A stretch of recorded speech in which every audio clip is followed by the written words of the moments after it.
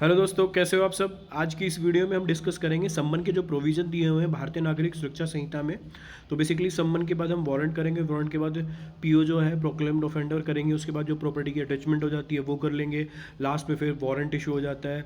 तो ये सब करेंगे। तो उसकी उसी सीरीज़ का ये पहला लेक्चर है। हालांकि ये भारतीय नागरिक सुरक्षा संहिता की जो सीरीज चल रही है उसका नेक्स्ट लेक्चर है। ठीक है, तो देख लेते हैं होता क्या है। तो चैप्टर 6 है प्रोसेस टू कंपेल अपीयरेंस। तो इसमें बेसिकली हम किसी को अगर प्रोसेस टू कंपेल अपीयरेंस की बात करें तो किसी को अगर कोर्ट में बुलाएंगे तो कैसे बुला सकते हैं। बाय वे ऑफ सम्मन बुला सकते हैं हम। सम्मन मतलब हम उसको सूचना दे सकते हैं, इन्फॉर्मेशन दे सकते हैं। और बाय वे ऑफ वारंट बुला सकते हैं। वारंट मतलब हम अथॉरिटी दे सकते हैं किसी प्राइवेट इंडिविजुअल को या पुलिस ऑफिसर को कि you have to arrest that person and brought before the court. तो बेसिकली बात कर लेते हैं सेक्शन 63 की। सेक्शन 63 बोलता है एवरी सम्मन issued by a court under this Samhita shall be in writing. तो ये क्वेश्चन आता भी है कि सम्मन कैसा होता है। तो सेक्शन 63 बोल रहा है it must be in writing, in duplicate and sign by presiding officer of the court. तो कभी भी अगर आपके पास कोई भी सम्मन आ रहा है तो वो राइटिंग में होगा, डुप्लीकेट में होगा, साइन बाय प्रिसाइडिंग ऑफिसर होगा, और by such officer as the high court में from time to time by rule direct. तो बेसिकली सम्मन राइटिंग में होता है, in duplicate sign by the presiding officer, और उस पर क्या होगा, shall bear the seal of court.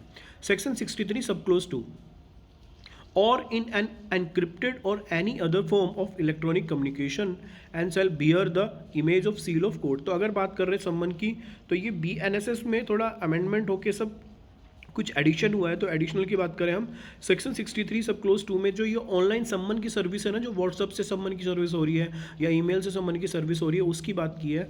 तो उसमें क्या बोल दिया कि और in an encrypted and any other form of electronic communication. तो अभी इलेक्ट्रॉनिक कम्युनिकेशन जो पहले रिटर्न में होता था, अभी इलेक्ट्रॉनिक कम्युनिकेशन में भी हो गया है। सेक्शन 63 सब क्लोज 2 में दिया हुआ है। And shall bear the image of seal of court and digital signature. Summon how serve 64 बोलता है सम्मन कैसे सर्व होगा। Every summon shall be serve by a police officer और subject to such rule as the state government may make in this behalf by an officer of court issuing it और other public servant. तो summon कौन कौन सर्व कर सकता है, by whom, police officer, officer of court sorry, और public servant. तो तीन चीज़ ये क्वेश्चन आता है कि हु कैन सर्व द सम्मन। तो police officer, officer of court या पब्लिक सर्वेंट ये सम्मन सर्व कर सकते हैं। किस सेक्शन में लिखा हुआ है, सेक्शन 64 में। ठीक है, proviso provided that police station और registrar in the court shall maintain a register to enter the address and phone number of such other detail as state government may by rules. तो ये नया provision add हुआ है, proviso add हुआ है section 64 में। इसमें बोलता है कि जो रजिस्ट्रार है वो एक रजिस्टर मेंटेन करेगा कि जो अभी सर्विस की सम्मन, जो सम्मन की सर्विस हुई है, किसको हमने सम्मन भेजा हुआ है, तो उसकी एक बेसिकली इसमें रजिस्टर मेंटेन करने के बाद लिस्ट मेंटेन की जाएगी। तो ये नया प्रोविजन ऐड हुआ है किसमें, सेक्शन 64 के प्रोवाइजो में ऐड हो गया। उसके बाद कर लेते हैं section 64 sub clause 2 the summons shall if practicable be served personally on whom someone by delivering or tendering to him on his one of the duplicate of the summon, provided that summon being image of court seal may also be served by electronic communication। तो सम्मन कैसे सर्व होता है, direct हम service कर देते हैं उस सम्मन की, बेसिकली उस पर्सन को जिस पर्सन के अगेंस्ट में सम्मन इशू हुआ है कि उसको कोई डॉक्यूमेंट देना है, उसको पर्सनली अपीयर होना है। और प्रोवाइजो बोलता है कि इलेक्ट्रॉनिक कम्युनिकेशन से भी सर्व किया जा सकता है। उसके अलावा 64 सब क्लोज 3 बोलता है every person on whom a summons is served person personally shall if so required by serving officer sign report. तो सेक्शन 64 सब क्लोज 3 में साइन की बात हुई है। फिर बोल रहा हूँ ये क्वेश्चन आते हैं, सेक्शन 64 सब क्लोज 3 में साइन की बात हुई है। साइन करेगा कौन, वो पर्सन जिसके अगेंस्ट में सम्मन की सर्विस हुई है। सपोज करो मेरे अगेंस्ट में कोई सम्मन आता है तो सेक्शन 64 सब क्लोज 3 बोलता है कि ये जो तीन पर्सन थे ना, police officer, officer of the court और पब्लिक सर्वेंट, ये मेरे को बोल सकते हैं कि आपको हमने सम्मन की सर्विस कर दी है, इसका आप साइन करके हमको दो रिटर्न किस पे, डुप्लीकेट कॉपी पे।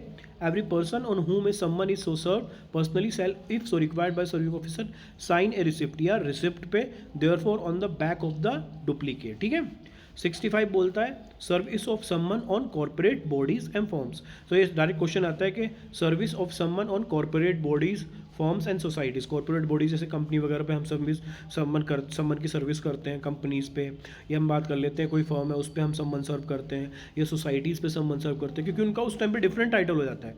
मेरे अगेंस्ट में सम्मन अगर इशू हुआ है तो मेरा डिफरेंट टाइटल है, इंडिविजुअल कैपेसिटी में मेरे अगेंस्ट में सम्मन सर्व हुआ है। लेकिन सपोज करो कोई कॉर्पोरेट बॉडी है, कोई कंपनी है, कोई फॉर्म है, कोई सोसाइटी है, अगर उसके अगेंस्ट में कोई सम्मन सर्व हो रहा है तो उसके कंडीशन में कैसे सम्मन सर्व हो सकता है। सर्विस ऑफ सम्मन on a company or corporation may be affected by serving it on the director, manager, secretary और अदर ऑफिसर। तो अगर कॉर्पोरेट बॉडीज़ पे, फर्म पे, सोसाइटी पे सम्मन सर्व होगा तो किसको होगा? ये क्वेश्चन आता है, डायरेक्टर पे हो सकता है, या उस कंपनी के मैनेजर पे हो सकता है, सेक्रेटरी पे हो सकता है, या और other officer of the company और corporation by letter sent by registered post address to director, manager, secretary और अदर ऑफिसर। तो इनको ये सम्मन सर्व हो सकता है। उसके अलावा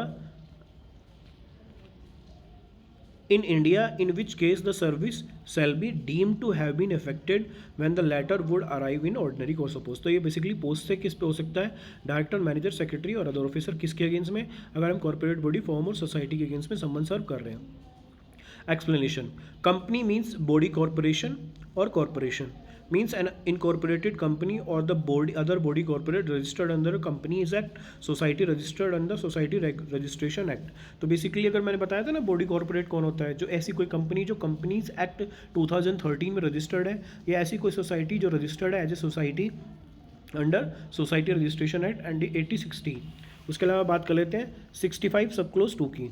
service of someone on a firm और other association of individual may be affected by serving on the partner of such firm और एसोसिएशन। तो अगर फर्म या अदर एसोसिएशन की बात करें, पहले में हम कंपनी की बात कर रहे थे, इसमें फर्म और एसोसिएशन की बात करें, तो सपोज करो एक फर्म होती है, फर्म क्या होता है? बेसिकली एसोसिएशंस ऑफ पार्टनर होता है। तो अगर हम किसी एक पार्टनर को भी सम्मन सर्व कर देते हैं तो हम ये मान के चल लेते हैं, या एसोसिएशन की बात करें, एसोसिएशन में हम किसी एक पार्टनर को भी अगर सम्मन कर सर्विस कर दे तो हम ये मान के चलते हैं कि उस पूरी की पूरी एसोसिएशन या फर्म के अगेंस्ट में सम्मन की सर्विस हो चुकी है। और by letter, by registered post address to such partner, in which case the service shall be deemed to have been affected when the letter would arrive in the ordinary course of post। ठीक है।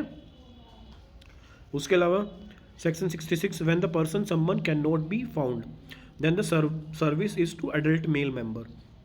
तो अगर कोई person ऐसा है जिसके against में सम्मन इशू हुआ है, सपोज करो एक के अगेंस्ट में सम्मन इशू हुआ है लेकिन वो घर पे नहीं है, तो उसके घर पे जो भी एडल्ट मेल मेंबर होगा, फिर याद करना एडल्ट मेल मेंबर, जो ऐसा मेल मेंबर जिसकी एज 18+ है, उसको हम सम्मन की सर्विस कर सकते हैं। और हम ये मान के चलेंगे कि उस पर्सन को जिसके अगेंस्ट में सम्मन इशू हुआ था, वो सम्मन की सर्विस हो चुकी है, मतलब उसको सम्मन रिसीव हो चुका है, मतलब उसको ये सूचना मिल सकी है कि तेरे को कोर्ट में अपीयर होना है या तेरे को कोर्ट में कोई भी डॉक्यूमेंट प्रोड्यूस करना है।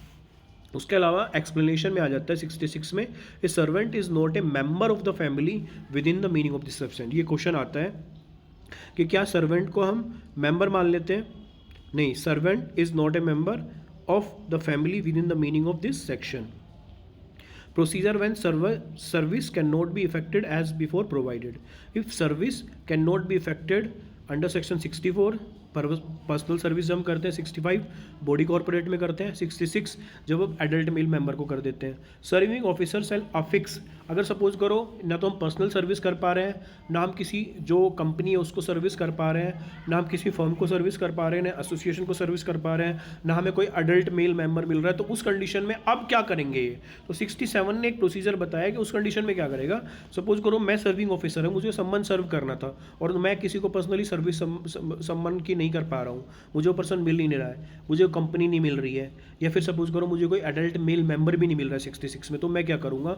Serving officer shall affix one of the duplicate of someone to conspicuous part of house और होम स्टेट। तो मैं क्या करूँगा? उस कंडीशन में उसके घर के बाहर या जहाँ वो रहता है पर्सन, सम्मन की कॉपी को चिपका दूंगा। If service can not be effected under section 64, 65, 66, serving officer shall affix one of the duplicate of summons to some conspicuous part of house और home state in which the person summons ordinarily resides it is service court में declare summons has been service. तो ऐसा करने से हम ये मान के चलेंगे कि उस पर्सन के अगेंस्ट में सम्मन की सर्विस हो चुकी है। और ऑर्डर फ्रेश सम्मन, या कोर्ट क्या करेगा? अगर ऐसा करने के बाद भी कोर्ट को लगता है कि कोई दूसरा सम्मन फिर से इशू करना चाहिए, इससे काम नहीं चलेगा, घर के बाहर चिपकाने से काम नहीं चलेगा, तो वो फ्रेश सम्मन भी इशू कर सकता है। इसके बाद नेक्स्ट है 68, service on government servant.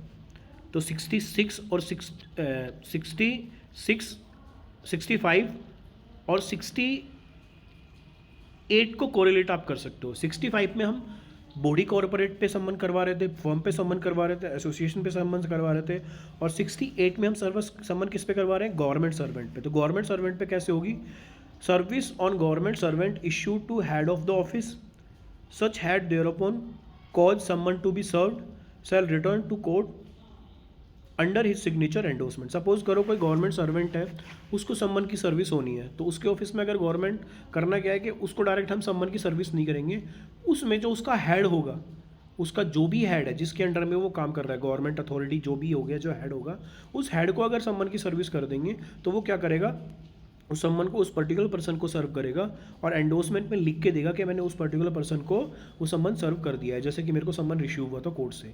Suppose करो मैं हेड हूँ, एक गवर्नमेंट सर्वेंट मेरे अंडर में काम करता है, मैं भी गवर्नमेंट सर्वेंट हूँ, लेकिन मेरे से नीचे एक गवर्नमेंट सर्वेंट है।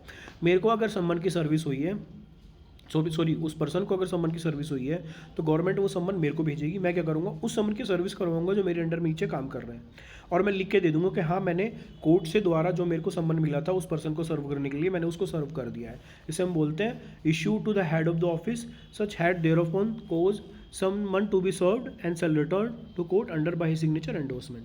Section 68 sub clause 2 such signature shall be evidence of due service.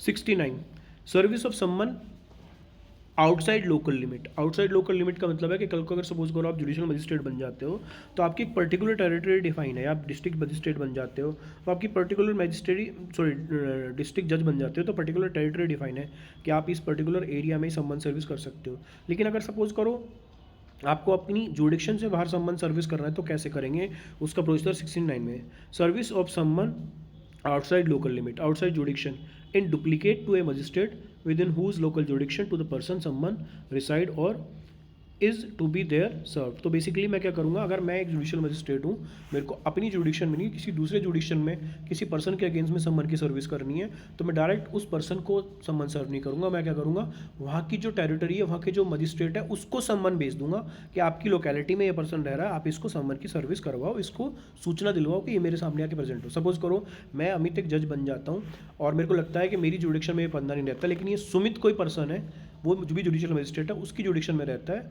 मैं क्या करूँगा, मैं उस पर्सन को नहीं भेजूंगा डायरेक्ट, मैं सुमित जो जुडिशियल मजिस्ट्रेट है उसको भेज दूंगा कि आप इस सम्मन की सर्विस करवाओ और इस पर्सन को बोलो कि मेरे सामने प्रेजेंट होगा। तो बेसिकली आउटसाइड जुडिक्शन में क्या होता है, in duplicate to a magistrate within whose local jurisdiction the person summon resides और टू बी सर्व्ड।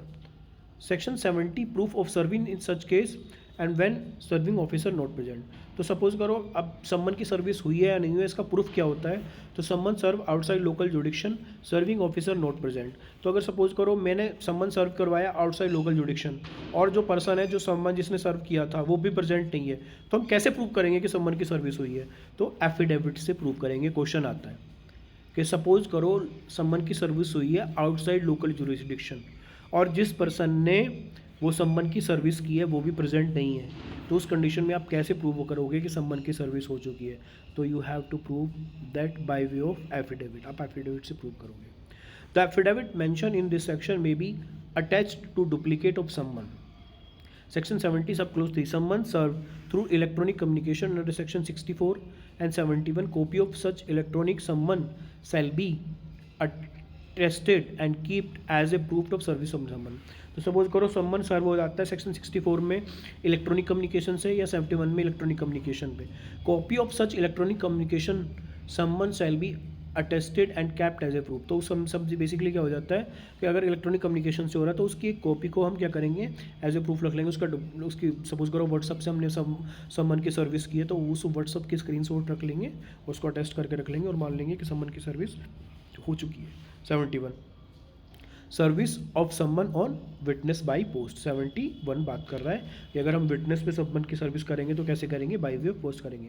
तो ये तो थी सम्मन की एक वीडियो। नेक्स्ट वीडियो जो आएगी, हम वारंट कैसे किसी के अगेंस्ट में इशू करते हैं, बेलेबल नॉन बेलेबल वारंट कैसे हो सकता है, तो आउटसाइड जुडिक्शन में हम वारंट कैसे इशू करेंगे, इस पे होगी। लेकिन उससे पहले आप इस वीडियो को ढंग से देख लो, ये सारे के सारे सेक्शन बेयर एक्ट से भी एक बार पढ़ लेना। ये PDF मैं अपने ग्रुप पे शेयर कर दूंगा, तो वहाँ से भी आप एक ग्रुप में, अगर मेरा ग्रुप आपको ज्वाइन करना है तो मेरे जो यूट्यूब चैनल है इसी के डिस्क्रिप्शन डिस्क्रिप्शन में जाके आप लिंक देख सकते हो, लिंक में है, लिंक में आप जाके मिल जाएगा, मैं ये सारे के सारे वहाँ शेयर कर दूँगा। ठीक है, मिलते हैं नेक्स्ट वीडियो में, धन्यवाद।